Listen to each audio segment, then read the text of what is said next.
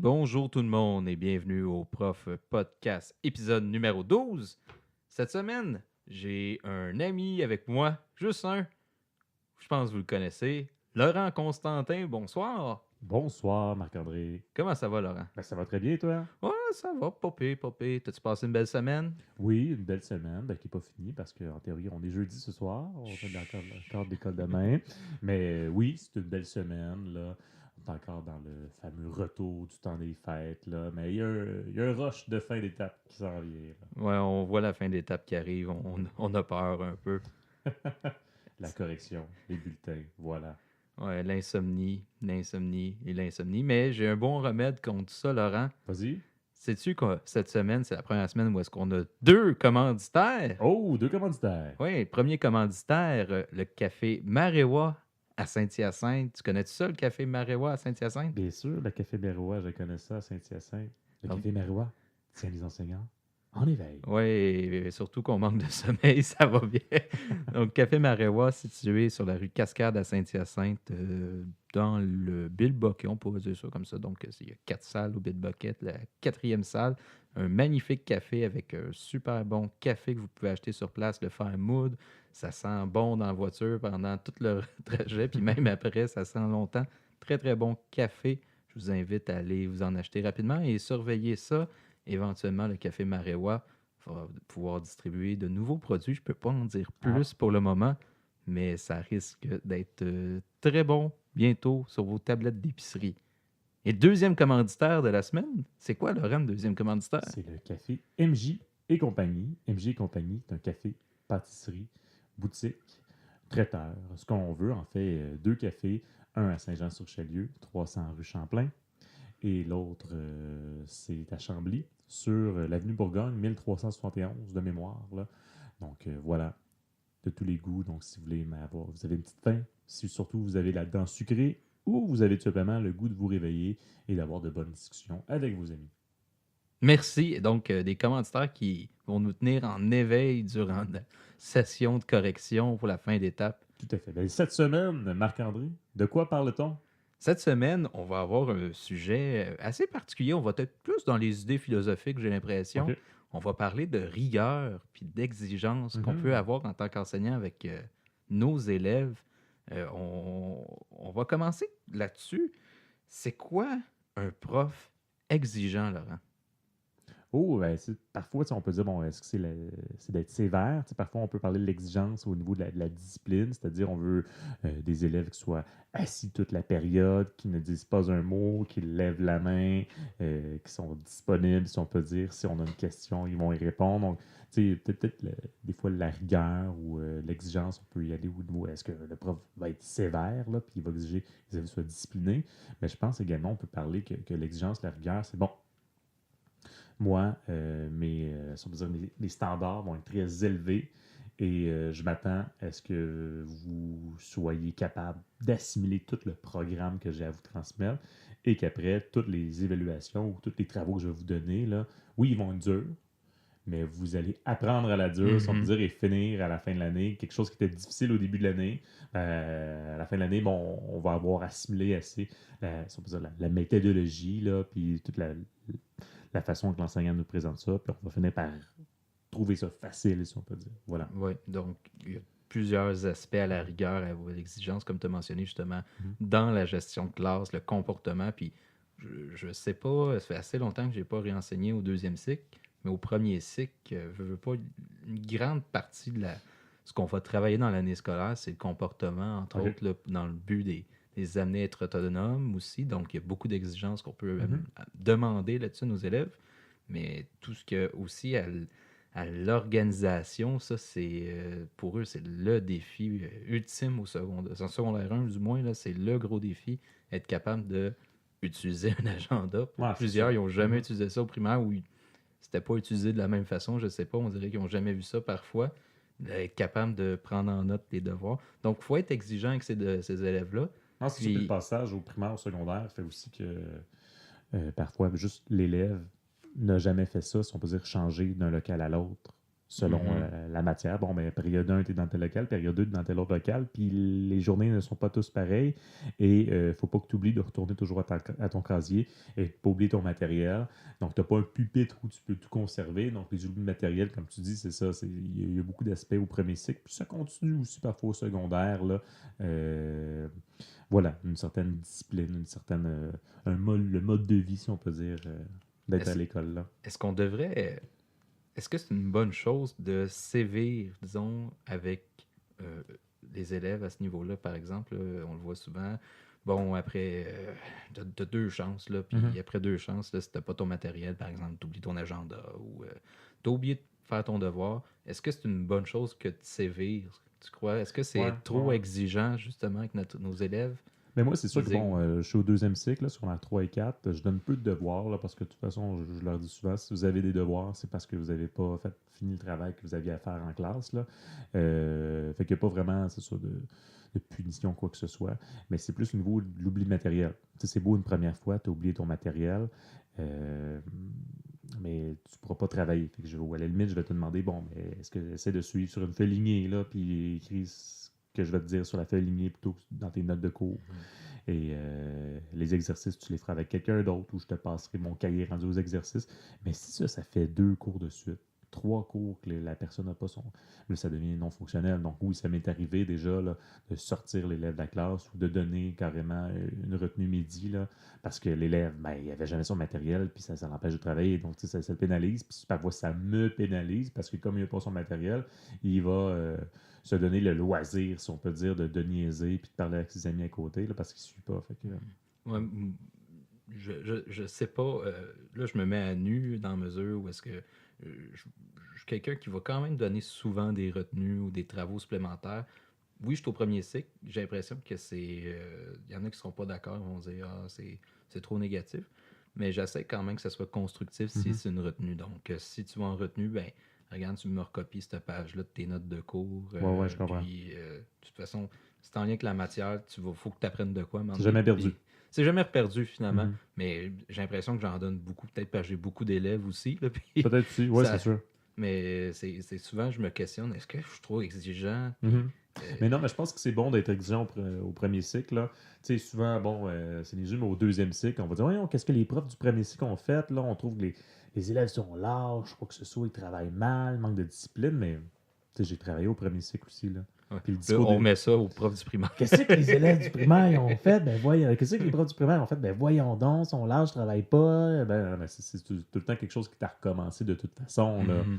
Euh, de, en début d'année, tu sais, justement, communiquer nos exigences à nos élèves, là, qu'est-ce qu'on attend d'eux dans notre classe, puis de faire des rappels, il faut faire des rappels, oui, au retour de Noël, au retour de la semaine de relâche, et quand ça va pas, ça fonctionne pas en classe, il faut les rappeler, tu sais.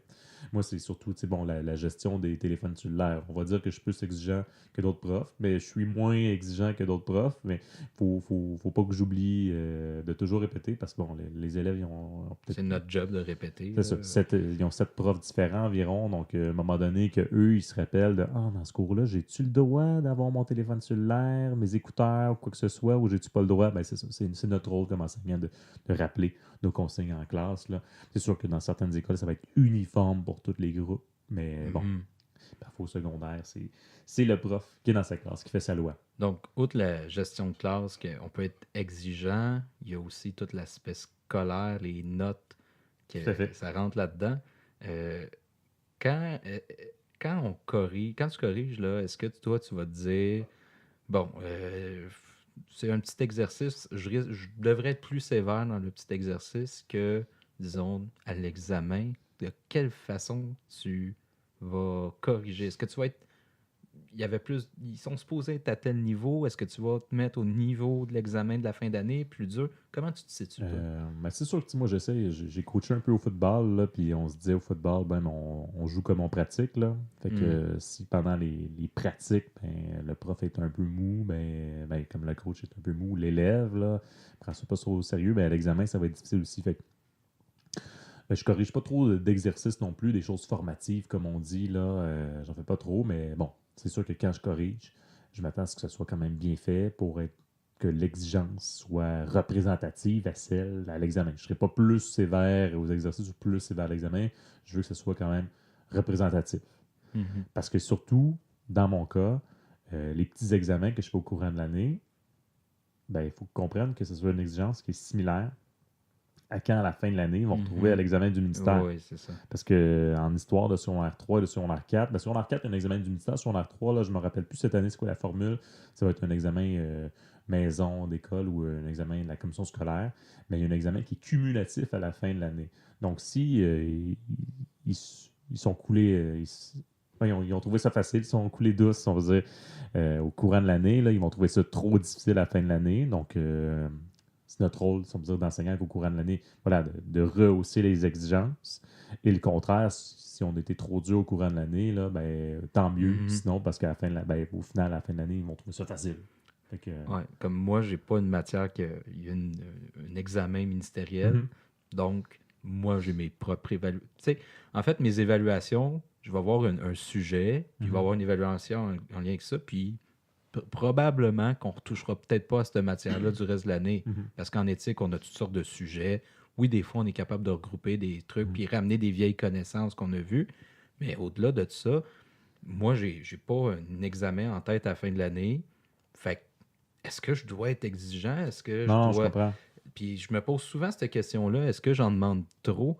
Et je crois que les élèves, à un moment donné, à force de te connaître, de t'apprécier aussi, ils vont faire, bon, ben, avec lui, non, faut Mhm. remettre un bon travail.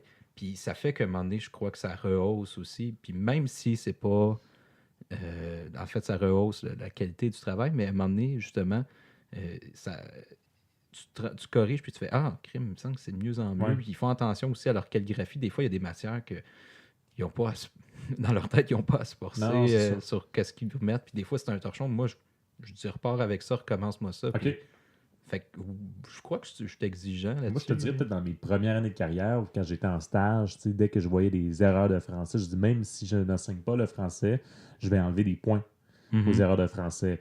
Puis là, de plus en plus, bon, c'est vrai que j'en vois moins des erreurs de français. Là. Je sais pas si j'étais à une école où c'était désastreux ou avec bon, un certain groupe d'élèves, là. Mais j'enlève plus de points pour le français. J'en enlève en fait si je suis pas capable de comprendre la phrase ou si le sens de ta phrase ne Mhm. fait aucun sens. Mais quand tu parles d'exigence, bon, est-ce que mes examens sont trop durs? Moi, je trouve ça dur aussi en début de carrière de se mettre au niveau de l'élève de secondaire 2. Bon, est-ce que mon examen est trop dur ou est trop facile pour un élève de secondaire 2? Est-ce que ma correction est trop sévère? Ou est-ce que ma grille de correction est appropriée pour l'élève de secondaire 2? Tu sais, on n'en Mhm. est pas là, puis on change d'un niveau à l'autre tout le temps, puis à un moment donné, ça m'est déjà arrivé d'avoir un contrat que j'avais des élèves de secondaire 1, un groupe de secondaire 1 et un groupe de secondaire 5. Mais là, à un Mhm. moment donné, il faut tout le temps que tu sois en train de capable de changer de personnage, là, parce que l'attitude que tu dois avoir auprès de chacun des élèves est totalement différente. Secondaire 1 à secondaire 5, même si on ont juste 4 ans de différence, là, 5 ans, là, c'est énorme. Puis, à un moment donné, j'ai déjà une discussion avec des collègues, puis avec des élèves, je pense que c'est déjà arrivé aussi rapidement, qui disent ah, en Ontario, là, j'ai déjà entendu que il fallait seulement 50% pour passer nos cours. Hey, nous autres, c'est vraiment plus difficile. Il faut avoir 60% pour passer nos cours. Puis je lui ai dit, mais 50% de quoi? Puis 60% de quoi? Tu sais, pour moi, là, un 60%, ça veut dire. Ce que ça veut dire, ça ne veut rien dire. Tu sais. Je peux avoir un examen hyper facile, là, puis te demander, ben, la note de passage, Ouais. c'est 90%. Ou un examen hyper difficile, là, ben, la note de passage, ça va être 40%. Je me rappelle, là, à l'université, j'ai déjà vu ça, puis les ingénieurs, ben, bon, si tu réussis à avoir toutes les questions de toutes ben, toutes les réponses à toutes les questions, là, puis accumuler tous les points, tu pourrais avoir jusqu'à 300%.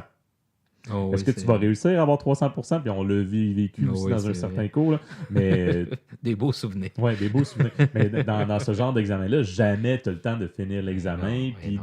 de répondre à chacune des exigences. Fait au final, là, l'étudiant moyen, il y a peut-être quoi, 70-75% Ah sur oui. les 300 qu'il aurait pu avoir. Fait que c'est tout le temps relatif, finalement, à l'évaluation qu'on donne à l'élève. Puis en lien avec ce que tu dis, justement, à l'intérieur d'une classe même, puis je parle pas, tu sais, entre groupes, des fois, tu as des dynamiques de groupes, mais même à l'intérieur d'une classe, des fois, quand tu es au régulier, tu vas avoir des élèves là, qui performent là, Mhm. comme ils mériteraient d'être au PEI Oui, probablement. oui, tout à fait. Puis d'autres élèves dans cette même classe-là que tu te dis qu'est-ce qu'il fait en secondaire 1.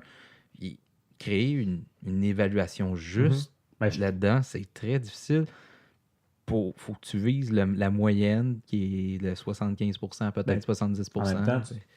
tu dois trouver ça intéressant quand même que tu n'aies pas juste des élèves qui ont tous 70 ou qui ont tous 100%. Ben oui, c'est intéressant, mais en même temps, en éthique, c'est une matière où est-ce qu'on discute beaucoup, qu'on réfléchit, Ouais. puis ça crée parfois vraiment des clashs Mhm. entre des réflexions, puis je parle en groupe, là, qu'on discute, ça crée des réflexions, puis les élèves sont complètement OK. ailleurs, d'un bord comme de l'autre, là. Il y en a qui sont très avancés dans leurs réflexions éthiques, philosophiques, Ben, puis c'est vrai que ce type d'évaluation, à un moment donné, ta grille de correction, ben, l'élève qui va couler, ben, c'est parce qu'il ne voulait pas participer ou ouais, à un il a moment un donné, cours de c'est qu'il maths, n'a c'est juste ça? rien fait, là, ou Non, non, c'est ça, exact. faut que tu veuilles quand même, là, échouer, là, à un Tandis moment qu'avec donné. certains critères, je sais pas en histoire, ben, l'élève a eu 100% parce qu'il a répondu bien à toutes les questions, tout simplement. Puis l'élève Mm. qui a coulé, ben, il y a certaines questions qu'il n'a pas répondu ou c'était pas bon. Tu sais, c'est aussi simple que ça, alors que oui, c'est vraiment des critères qui sont différents. Mais en effet, moi, je trouve ça intéressant de construire un examen, puis que les élèves le passent, puis que tu corriges ensuite. Tu fais comme, waouh, j'ai réussi un examen comme parfait, là, où j'en ai des élèves qui ont 100%. Mais j'en ai aussi des élèves qui ont 50-55%, là, puis que ma moyenne, finalement, c'est 75. Mm. C'est comme j'ai un écart type, si on peut dire, pratiquement, qui est parfait. Quelques échecs, quelques 100%, puis au final, tout le monde se retrouve, si on peut dire, entre peut-être 70 puis 85. Là. Mm. Crois-tu qu'il y a des dangers à être parfois trop rigide ou demander trop aux élèves? Qu'est-ce qu'il y a de danger? Tu sais, on dit, ah, tu sais, c'est bon, ça les prépare. Mais y a-t-il un danger quand même d'aller demander beaucoup aux élèves? Puis, tu sais, je veux vous amener à vous dépasser. Y a-t-il des problèmes peut-être potentiels derrière ça? Ouais, ben, je sais pas, peut-être qu'à un moment donné, si on leur impose un rythme qui est un peu trop effréné, ben là, tu sais, il y a toujours le danger qu'ils vont nous comparer à d'autres profs, tu sais. Mm. Ils vont dire, Mhm. tu sais, moi, je me suis déjà fait ça. Je me suis déjà fait dire ça quand j'enseignais l'éthique. Monsieur, vos cours d'éthique, là, on travaille plus que dans les cours de français. Puis là, tout de suite, je me suis dit, ben, déjà là, c'est pas normal que tu travailles plus en éthique qu'en français, d'une certaine façon. Tu sais. En français, Encore là, qu'est-ce qu'il dit, qu'est-ce qui est la réalité? oui, non, c'est C'est ça, ça, tout à ouais, ouais. fait, tout à fait. Tu sais, je leur fais pas lire un livre au complet, ni leur faire une rédaction Non, non. écrite, là, c'est juste qu'on fait des projets par-ci, par-là. Mais le danger, comme tu dis, de peut-être trop exigeant, c'est la comparaison avec les autres profs. Puis qu'à un moment donné, que l'élève qui n'est pas capable de suivre le rythme effréné, je pense qu'il peut peut-être décrocher. Fait qu'essayer de trouver, si on peut dire, le point de contact parfait, c'est-à-dire jusqu'où je peux faire performer mes élèves, puis à un moment donné, jusqu'à quel point ils décrochent. Il y a la fameuse parole, je ne sais pas si tu adhères à ça, là, que après 10 minutes dans un cours, les élèves, ils écoutent plus pantoute. C'est vrai, Non, ça? non, non. Ben, il y a, c'est important, je crois, de relancer le stimuli Mhm. sur, tu sais, dépasser le 15-20 minutes avec Bon, des oui. adolescents. Oui, à un moment donné, ils peuvent partir d'un vape, là, Mhm. mais c'est important de relancer sur d'autres choses. Ça, plus 15-20 minutes, je crois que c'est une Ouais, ouais. bonne moyenne, là. Non, puis je m'en suis rendu compte avec Mais, certains élèves aussi qui m'ont dit, monsieur, ben, peut-être deux élèves en particulier qui sont venus me voir et m'ont dit, monsieur, moi, je suis pas pantoute capable de suivre votre cours, là. Après 20 minutes, je suis ailleurs, là. Je suis plus là pantoute. Je dis, bon, ben, je vais essayer de peut-être vous stimuler, là. Mais en effet, si après 1h10, là, la seule chose que tu as fait, c'est parler, parler, parler, parler, et tu espères que tes élèves te suivent, là. Oui, c'est peut-être mhm. trop exigeant pour des adolescents.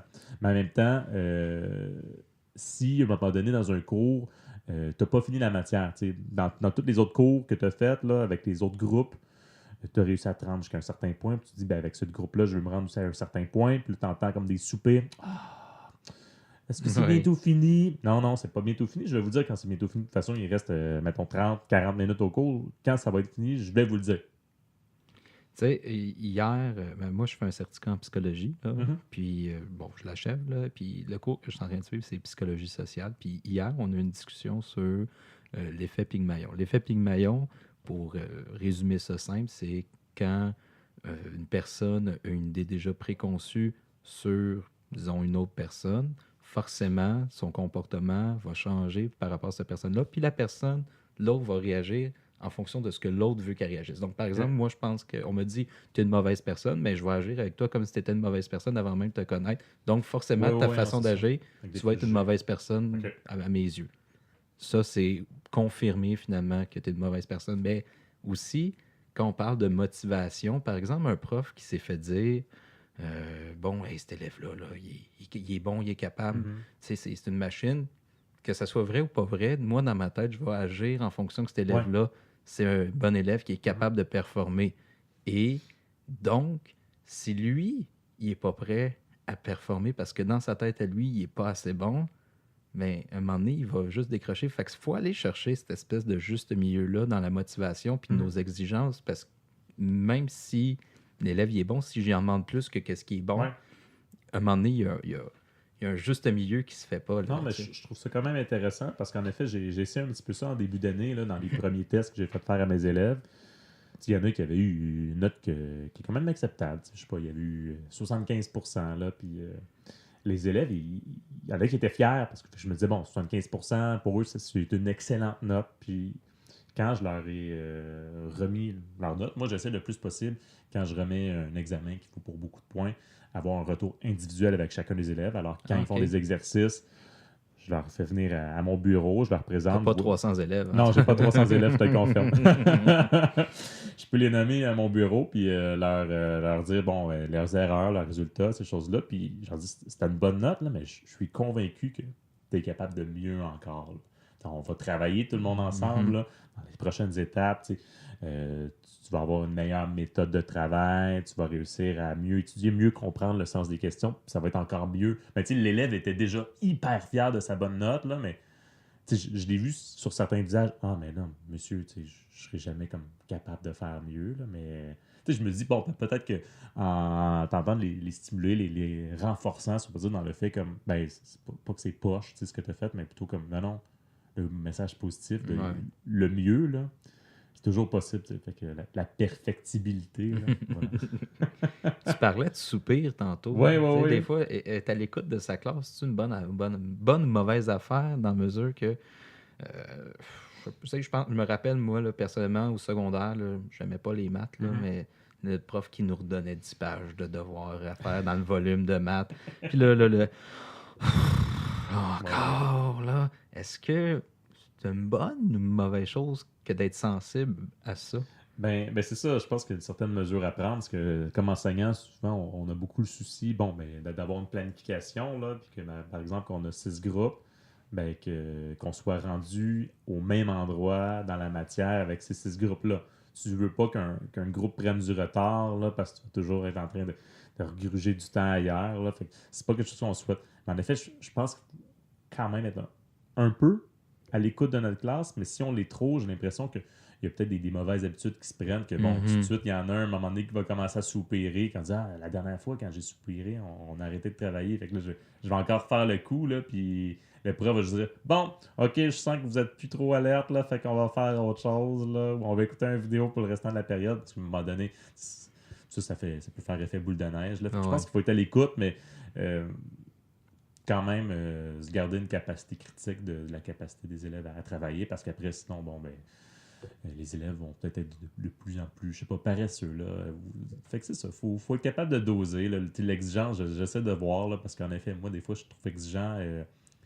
Je trouve que je suis exigeant envers mes élèves pour leur capacité d'écoute. Là. Des fois, c'est pratiquement 1 heure à juste Mhm. m'écouter faire du théâtre pratiquement en Est-ce que avant. moi-même, Juste je ça, serais puis, capable de faire ça? oui, oui, oui, oui. Puis, Ouais. tu sais, j'ai déjà eu des directeurs qui sont venus dans ma classe juste pour m'évaluer. Puis, en fait, qui ont dit, hey boy, qu'un cours secondaire, c'est plate. Hein? Puis, c'est pas contre toi, il dit, c'est pas contre toi, mais tu sais, je m'en rends compte là, que tu répètes 3 fois la même matière pour être sûr que, bon, la première, t'es allé rapidement. La deuxième, tu l'as expliqué de fond en comble. La troisième, c'était juste une conclusion pour résumer tout. Je comprends, c'est hyper pédagogique ce que tu fais, Laurent. C'est le directeur qui me dit ça, mais maudit que c'est plate. Moi, j'avais compris la première fois. Tu sais, je vise beaucoup la relation. Je vais faire dans. Ben, disons, égalitaire, puis là, je vais faire attention à ce que je dis Ouais. pour pas me faire mal interpréter, mais je le dis en partant début de l'année à mes élèves, puis ceux qui m'ont pour la deuxième année, ils le savent aussi, puis ils sont d'accord avec ça, ils me connaissent, ils savent qu'il y a des cours qui vont être le fun, d'autres que, bon, ils vont travailler, mais je leur dis, regardez, oui, je suis exigeant avec vous, puis je leur montre un tableau. Là, on le voit pas, là, mais je Mhm. fais un tableau en leur disant, bon, au début de l'année, disons, on part à tel niveau que sur un graphique, c'est un peu plus bas, mais c'est exponentiel le degré de Mhm. difficulté qu'il va y avoir tout au long de l'année et vous allez y arriver. Oui, je suis exigeant avec vous, mais je suis encore plus avec moi-même. Parce que dites-vous que tout ce que je vous demande, ben, je le corrige au final, Ouais, tout à je fait. le prépare, puis je suis avec vous là-dedans. Mhm. Puis moi, je construis ma relation avec mes élèves sur ce rapport d'égalité-là, dans la mesure que, oui, vous travaillez, mais dites-vous que moi, je vais retravailler le trip en arrière. Là. Je pensais que tu allais faire un genre de dessin du genre au début de l'année, là, vous commencez dans la caverne de Platon. Mon cours, c'est une allégorie. C'est excellent. Mais sinon, c'est vrai que, tu sais, je sais pas, dans nos deux matières, là, en éthique puis en histoire, c'est peut-être propice à ça, l'exigence du vocabulaire. Oui, oui. Et je sais que souvent, bon, on a beaucoup de nouveaux vocabulaires à montrer, puis à chaque année, ils en apprennent du nouveau, puis du nouveau, puis du nouveau. Puis des fois, c'est un vocabulaire qui est assez abstrait, c'est des concepts comme le capitalisme, ou comme la monarchie, ou comme le libéralisme, peu importe, ou tu sais, tu peux en avoir Ouais, plein dans les religions du monde. ou la religion, mais aussi philosophie. éducation sexuelle. Des fois, tu marches sur des œufs, là. Ouais. Puis ils ont des questions, ils comprennent pas tout. Puis, oh, attends, là, je me suis fait demander, d'ailleurs, cette semaine, monsieur, c'est quoi les queers? Attends une minute, là, Non, c'est t'as-tu ça. 3 heures, là? Parce que c'est ça, il y a des concepts qu'il faut définir, puis ça peut prendre du temps, mais Mhm. est-ce qu'à un moment donné, toi, dans le vocabulaire, dans la façon que tu t'exprimes auprès des élèves, tu vas juste comme y aller avec des mots complexes, puis tu te dis, ben, je l'ai expliqué une ou deux fois, là, j'assume que les élèves vont comprendre, puis si jamais, je sais pas, ils comprennent pas, ben, ils feront leur propre Ben, recherche. Comment tu agis au je niveau vais te donner un du exemple vocabulaire? Ouais. concret de cette semaine. Là, là je suis Les êtres mythiques et surnaturels en secondaire 1, puis je dois expliquer le concept de la Sainte Trinité. Là. Oui, qui est même pour des adultes, C'est pas très clair tout bon. le temps. Fait que, tu sais, je pars de la base. Bon, la Trinité, bon, Dieu, le concept de Dieu. Dieu, bon, chez les chrétiens, Dieu, ça peut être Père, Fils et Saint-Esprit. Le Saint-Esprit n'est pas le Père n'est pas le Fils n'est pas le Saint-Esprit, mais tout ça, c'est Dieu. Là, effectivement, les élèves me regardent, ils comprennent rien. Je dis, bon, on va le réexpliquer autrement. Puis là, je leur donne une métaphore. Je sais pas, je devrais dire ça au podcast. Bon, je vais le dire pareil. Vas-y. Je compare la Sainte Trinité à un trio Big Mac, finalement. Je leur dis, bon, vous savez, c'est quoi un trio Big Mac? Bon, il y a un hamburger, il y a une frite, il y a une liqueur. La frite, c'est pas la liqueur, c'est pas l'hamburger n'est pas la frite. Mais tout ça, c'est un trio Big Mac. Ah, je comprends. Bon, tu sais, parfois, je crois qu'on peut faire passer du vocabulaire, on peut faire passer des concepts qui sont très abstraits, pas évidents, qui n'ont jamais entendu de leur vie, mais c'est de prendre d'autres sentiers pour À imager pouvoir... ça, tu sais, rendre la chose Mais je leur métaphorique. dis, Ouais. par contre, le jour qu'il va y avoir une évaluation, je m'attends pas que tu me parles de trio Big Mac. Non, Je veux que tu me dises la vraie chose. Mhm. Puis, tu sais, en éthique, il y a des concepts aussi, là, que... mettons, si on a un concept de stéréotype versus préjugé. Bon, mais tu réutilises des exemples, puis tu leur demandes que, dans les évaluations, qu'ils utilisent ce vocabulaire-là. Fait que oui, il faut être exigeant, mais il faut y aller aussi avec un clin d'œil, puis être capable d'en rire, parce que si tu fais ça trop solennel aussi, avec j'ai le collège classique en tête, là, avec le français radio-canadien, on roule en CR. Les stéréotypes à l'école, Mes dans la enfants. société québécoise, canadienne, française. Edgar Fruitier. Bon, donc, tout ça, je crois que c'est... Faut le faire, faut qu'il y ait une culture, faut développer cette culture-là, mais faut pas se priver d'avoir du fun, puis en rire, puis faut faire les blagues. Là. Surtout quand tu parles de religion, il y en a qui vont dire hey, la religion c'est solennel, oui, mais on peut trouver des exemples pour qu'ils les retiennent. Puis je l'ai déjà mentionné au podcast, puis moi, c'est ce qui, je crois, le plus important dans l'enseignement. Puis je salue M. Gilles Simard, mais l'éducation, c'est un art, puis c'est un art qui vise à pas te faire oublier. Tout à fait. Faut que les élèves s'en rappellent, faut qu'ils se souviennent de toi pour le reste de leur vie. Puis par toi, ben, il y a tous les concepts qui viennent avec. C'est beaucoup. Ça ne marchera pas à 100% des élèves, mais il y en a peut-être un mince pourcentage qui vont le faire. Puis c'est tout là et la rigueur de l'art de comment je peux les amener à comprendre puis se retenir ça. Non, mais en effet, c'est l'art justement de comment trouver les bonnes images pour ramener ça au plus simple possible. Puis j'ai un de mes collègues qui fait toujours le rapport entre culture première, culture seconde. Bon, pour y aller, la culture seconde, c'est ce qu'ils vont apprendre à l'école, puis la culture première, c'est ce qui vient de la maison, c'est ce qui vient de leurs amis, ces choses-là. Mais il faut être capable de faire un peu le pont entre les deux. Puis c'est sûr que toi et moi, on est assez jeunes, là, on est assez proche des élèves, quoique, tu sais, bon... Il y a des... Je trouve que le clash est de plus en plus... Oui, il y a un oui, gros oui. gap. Il y a un gros gap. J'ai 30 ans, je trouve déjà qu'il y a un clash, là, et ça va s'en aller toujours en accentuant, mais tu sais, encore aujourd'hui, pour essayer de leur faire souvenir le nom d'un ministre de l'immigration sous Wilfrid Laurier, là, quelque chose que je n'avais même pas appris moi-même au secondaire, ni même au cégep, ni même à l'université, là. Clifford Sifton, là, son nom, je leur dis, vous, là, je ne sais plus qu'est-ce qui est venu de ça, parce que je n'avais pas pensé avant de l'enseigner, là. Puis je pense que quelqu'un a fait une référence à ça.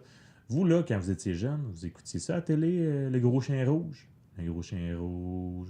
Oui, oui, oui, Le Gros Chien Rouge, l'émission, la bande dessinée, là. Clifford, puis là, il y a des élèves qui sont ouais, Clifford. J'ai aucune Puis des élèves qui sont comme je sais plus, monsieur, je sais plus, faudrait que vous nous montriez l'image. Fait que je suis allé vraiment sur Google. Chien rouge Clifford, j'ai juste googlé ça. Il y avait le gros chien rouge. Ben oui, le gros chien Clifford. Là. Fait que c'était suffisant pour eux. Fait que je dis, ben parfait. Maintenant, là, quand vous allez essayer de chercher c'est quoi le nom du fameux ministre de l'immigration qui a fait appeler l'Ouest, là, de Jean d'Europe, pensez au gros chien rouge. Gros chien rouge, Clifford Sifton. Fait que c'est passé de la culture primaire ou la culture secondaire. Mais si je connaissais ça, Clifford, c'est tout simplement parce que j'ai un petit frère et une petite sœur. Même à un moment donné, mon petit frère et ma petite sœur ne suffiront plus. Non.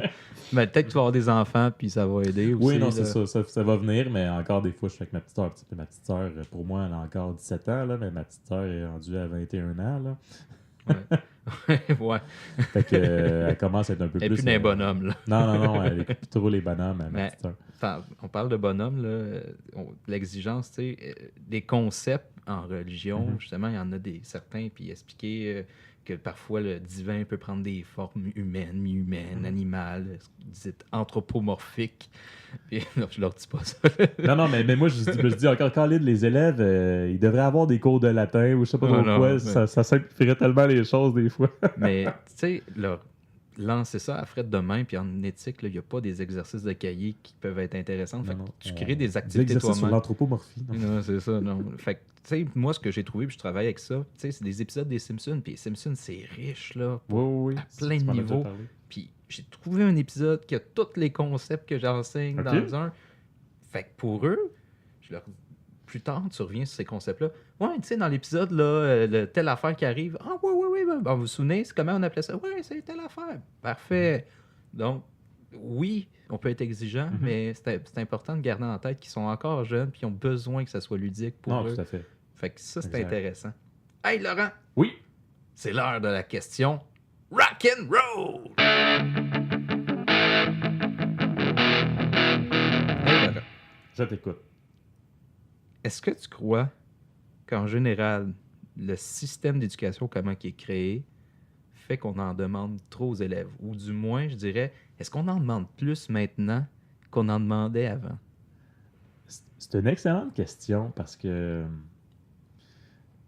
je suis allé au collège privé au secondaire, fait que je peux comprendre que les exigences étaient différentes. Tu sais, moi, la polyvalente, je ne l'ai pas connue, mais pas du tout. Mais tu sais, il y avait des élèves très moyens là, au collège privé qui étaient juste là parce que leurs parents étaient fortunés là, ou quoi que ce soit. Mais même là, au primaire, tu sais, je dis à la blague aujourd'hui,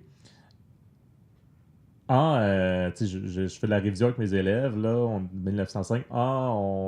Si on regarde la carte géographique, on voit déjà qu'il y a 9 provinces. On va essayer de nommer ensemble les 9 provinces. On commence vers l'Est, OK. Fait qu'en 1905, il y avait la Nouvelle-Écosse, le Nouveau-Brunswick, le Québec, l'Ontario, Manitoba, Saskatchewan, Alberta, Colombie-Britannique. Puis les élèves sont comme « Ah, mon Dieu, le prof, il connaît tout. » Puis les territoires, il y a le territoire du Nord-Ouest, puis le Yukon. Il manque Nunavut, puis il manque Terre-Neuve, qui vont venir plus tard dans l'histoire. Puis Il fait, faut-tu connaître ça par cœur?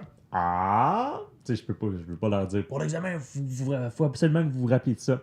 Je dis, non, non, je leur dis à la blague, à l'examen, il va falloir se rappeler de toutes les capitales aussi des provinces. Ah ouais, monsieur, êtes-vous sérieux? Non, je suis pas sérieux, mais pour frimer, je vais vous les dire.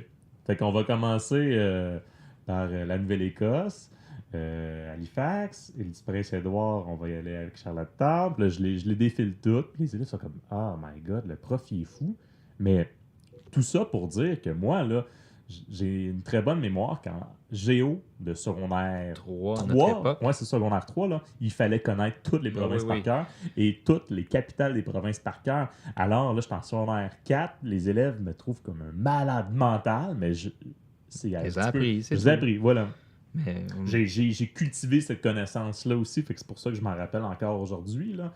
Mais peut-être que sur certains points, on est moins exigeant, mais en fait, je trouve qu'on est moins exigeant sur le par cœur, oui, on est peut-être c'est là que je m'en allais aussi. plus ouais. exigeant sur la démarche. C'est expliquer. Puis même en La mathématiques, réflexion. des fois, il faut qu'ils expliquent comment ils sont arrivés au résultat. Tu sais, au pire, le résultat. Mais oui, vas-y, c'est un Ouais, peu non, qu'est-ce que non, t'en mais penses? c'est ça. Je sais pas. J'ai l'impression que les élèves, au niveau du par cœur, il y en a plus ou il y en a presque plus, justement. Puis avoir des connaissances pour avoir des connaissances, j'ai l'impression que c'est quelque chose qui est révolu ou Ouais. par rapport à notre temps, justement, il fallait que j'apprenne. Justement, j'avais cette idée-là en tête, là, les provinces. Mais même dans la réflexion puis développer une idée, pour eux, c'est pas si évident que ça. Mhm. Puis il faut. Il y a je reviens là-dessus, il y a un clash générationnel aussi, comment nous, on conçoit être la culture ou être des connaissances en général versus ce que eux considèrent comme étant des connaissances puis de la culture à posséder. Puis c'est.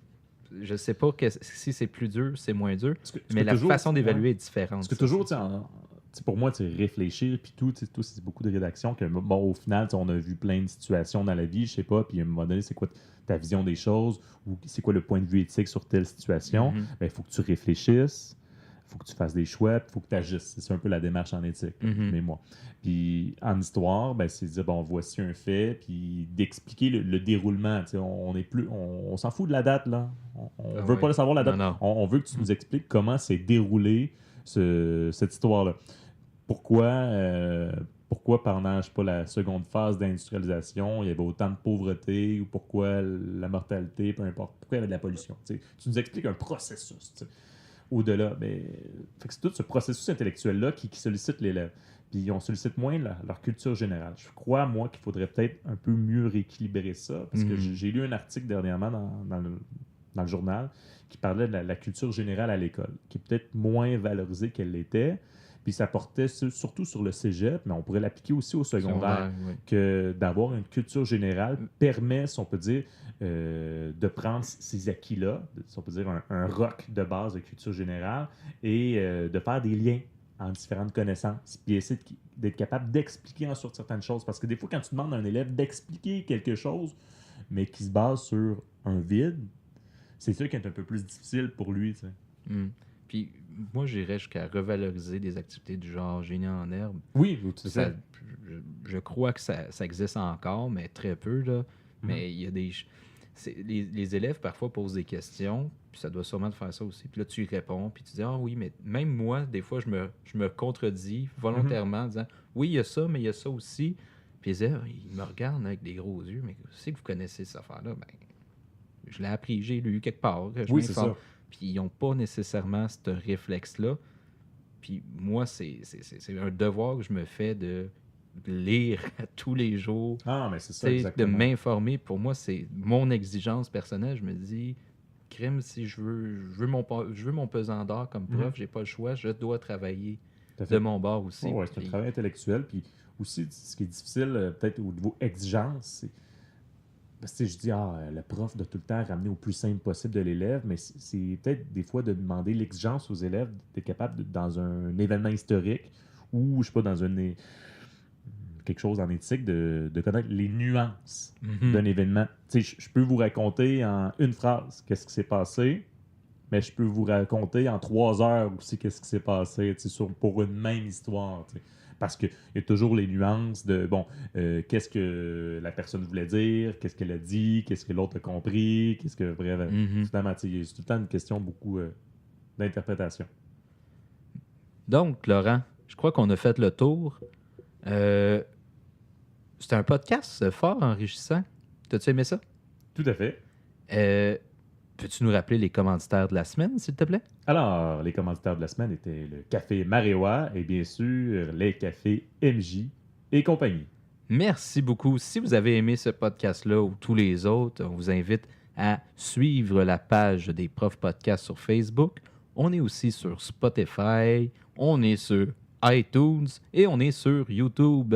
Donc, si vous connaissez des profs, si vous-même vous êtes un prof ou vous avez des amis profs, n'hésitez pas à partager le podcast. Ça serait intéressant que notre projet, qu'on a sans prétention aux ambitions, on aimerait ça que ça soit bien connu, on aimerait ça que ça soit répandu, que ça devienne quelque chose qui est connu. Donc, n'hésitez pas à le partager sur des pages de profs Facebook ou même dans vos courriels internes de vos commissions scolaires.